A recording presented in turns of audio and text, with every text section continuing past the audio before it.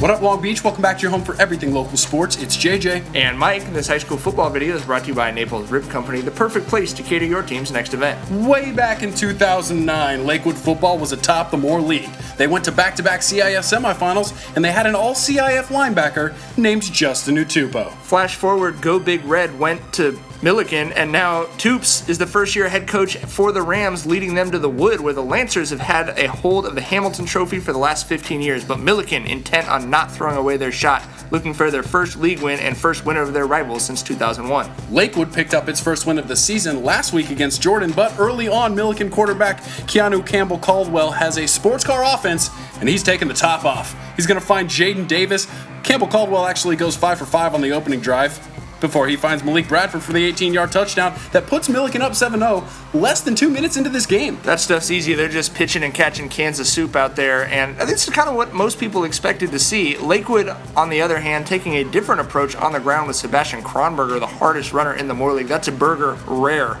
5-yard touchdown for the ambassador of Kron at the end of the first. It's 7-6 Rams. Millikan passing game stays hot as QCC is going to find Bravo and then feed the beast in Jaden Davis. 3 catches in this 2-yard touchdown run for JD.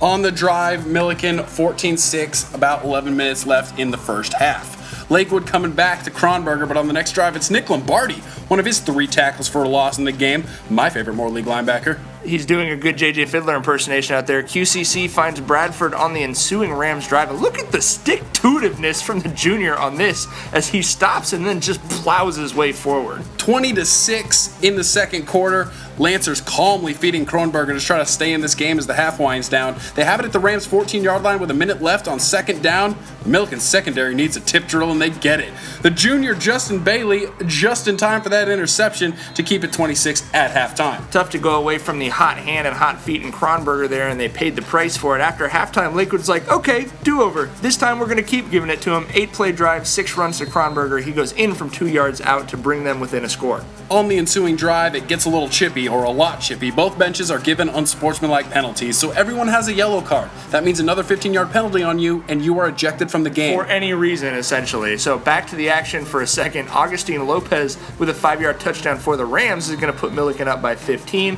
Okay, a little bit more Pringles out there, a little bit more chippiness, and then if you think it's over, you don't know Seabass. Kronberger, the Ron Swanson of the Moore League. No nonsense. He takes his steak with a side of steak, and he's going to take this ball down the sidelines, 43 yards for the touchdown. Seb takes him to La La Land, 33 carries for 259 yards and 4 touchdowns. Lancers missed 2 extra points, and Kronberger doesn't get the ball on both of their 2-point conversion attempts, so it's 34-18. Before I can even set up for the next drive, the Rams are charging. Bradford makes a big catch, and then Kwan Campbell, 33-yard touchdown run. 2 plays, Millikan back up 34-18, but remember that flag. Remember the 15-yard penalty. Remember that you get ejected if you get a flag thrown on you. And guess what happens? They throw a celebration penalty on this kid, and they're going to eject him for that. And I have to say, I think that's really terrible to eject a kid in a rivalry game for celebrating by running around with his hands up.